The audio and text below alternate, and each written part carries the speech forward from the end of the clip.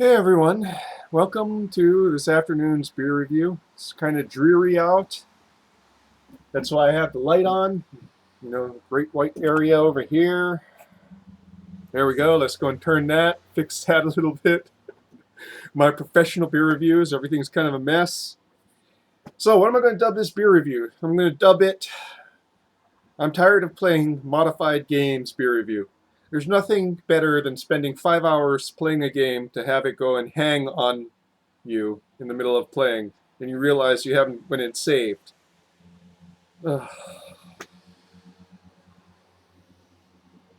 It's my own fault for liking games like are really, really massive in scale. Kind of beyond what most commercial game makers want to play nowadays. Want to make nowadays. So I'm kind of reduced to like fan-made mods, and of course the kind of craptastical bug testing that mods undergo, which is basically, whatever people report if they feel like getting around to it. I've had this problem before, and I've thought I fixed it by, deleting everything and reloading, but no, guess not. Always happens like towards the end after I've invested like weeks worth of time into a game that starts getting really, really unstable and unplayable, and it's just so enraging. That's 2 minutes of non-beer talk whatsoever. Just me being pissed off about my game crashing. So what are we reviewing today? So recently, New Belgium reformulated their flagship Fat Tire Ale. This is an amber ale, and they reformulated it. And ostensibly, they said they reformulated it to make it carbon neutral. So they changed the label, and carbon neutral, alternatively powered, is on top of this. I have my doubts about whether that was a reason. It seems like all the big craft brewers and even the macro brewers like Anheuser-Busch are sort of pinioning towards lighter bodied beer. So Boston Beer Company has like reformulated their flagship Sam Adams. New Belgium's reformulated Fat Tire. And yeah, and there's a lot of reasons for this. You can probably go and watch the channel Life is Brutiful. That's a beer channel I watch. Kind of explains this. Its most recent video kind of talks about this in length. More looking at the macro end of things during the Super Bowl. Kind of seeing how commercials and marketing kind of show the changes the beer industry is undergoing. And I just thought since this is now out in Hawaii, I thought I'd go and taste this reformulation, this new recipe. So it's still the same ABV, 5.2. Of course, the best by date is May for this one, so it's fairly fresh. And it's so condensated because one, it's really, really wet out, so the air is just laden with moisture. It feels like my clothes and carpet are just picking up moisture by existing right now. And also, too, I was having camera problems. So, since we're almost 4 minutes in, let's just get straight to this, shall we? So, it says here, made with premium ingredients, this bright and balanced beer is brewed to be easy drinking and easy on the planet.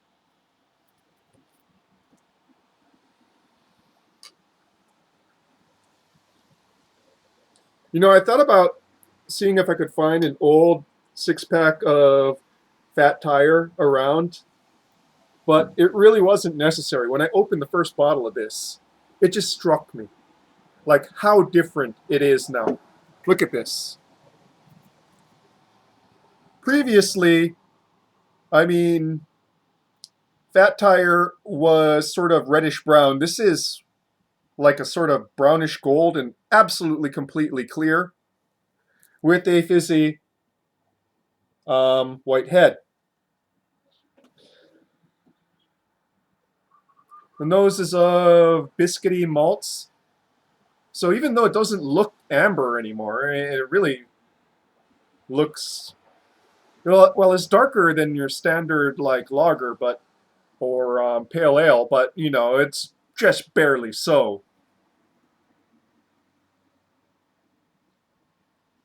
Some hints of earthy and floral hops. And it doesn't really retain its head very well anymore either. So all in all, it's much more muted, much more reduced in scale than Fat Tire. Onto the palate now, shall we?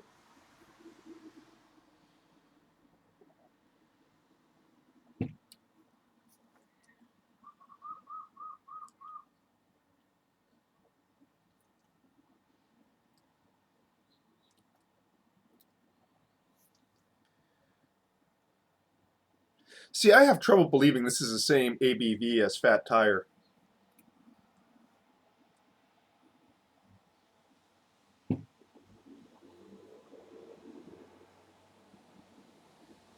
This is basically, if I could explain it, I would say this is everything, you know, all the different notes about Fat Tire, only now kind of watered down.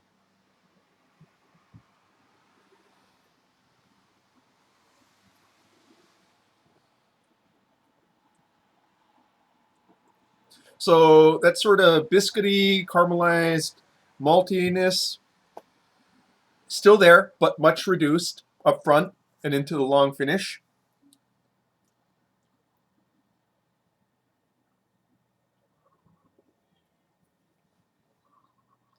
The hot bitterness, most apparent in the mids to finish. Much less bitter than the original Fat Tire.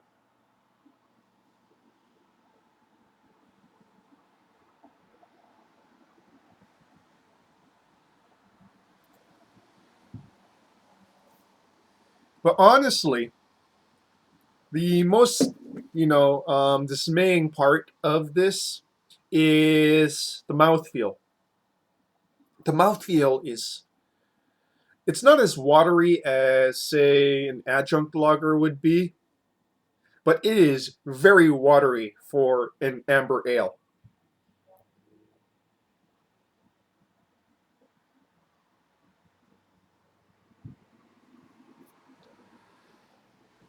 And it's really apparent because they really haven't amped up the carbonation so that it has more bite.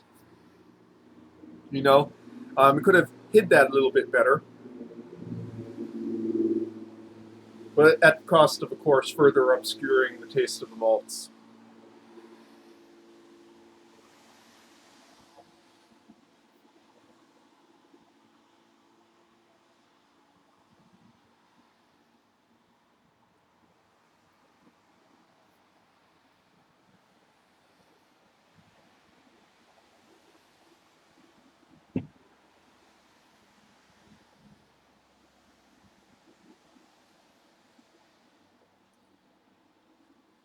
Yeah.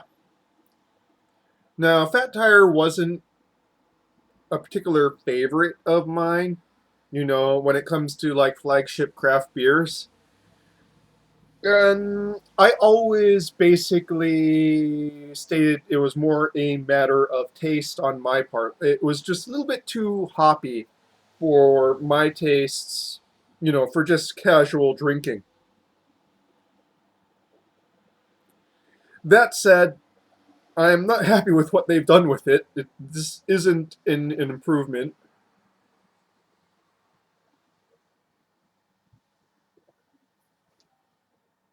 By no means are there like bad. Is it bad tasting? No, it's still got that wonderful maltiness that Fat Tire always had. It's just watered down now.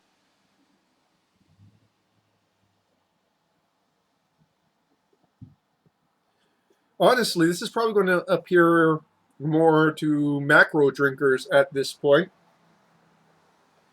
It's going to be quenching and crushable, but no real difficult taste or sense notes. I mean, it is refreshing. Yeah, I still can't believe it's still 5.2 because like I don't feel like I've been drinking alcohol at all at this point. I feel, you know, I haven't caught a buzz.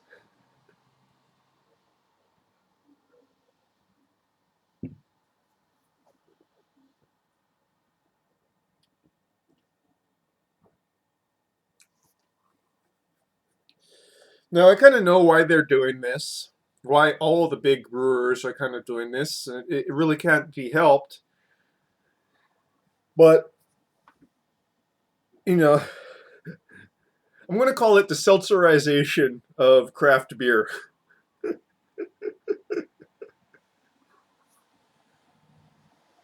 where everything's kind of getting bifurcated into like it's either going to be like a hazy alcohol and taste bomb, or it's going to be like near macro in body and flavor level.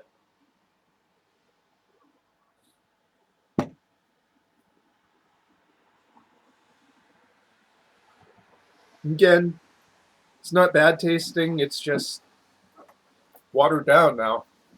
And God help me, if they do this to Anchor Steam, if Anchor Steam gets this treatment, I will be pissed. So, Fat Tire Ale, new reformulated recipe. I mean, if you thought the original Fat Tire was too intense for you, well, now it's no longer that intense. If you like your beers to have a bit more oomph to them, and I'm not even talking about like needing to get wrecked. I mean, like flavor wise as well. Well, this is kind of just a somewhat sad development for me. Still gonna keep on buying, New Belgium beers. Still gonna keep on reviewing New Belgium beers. There's New Belgium beers I have yet to review, so I'm kind of looking forward to reviewing them. That said, I mean, it is what it is, folks. And with that, that is your beer review for this afternoon. Cheers.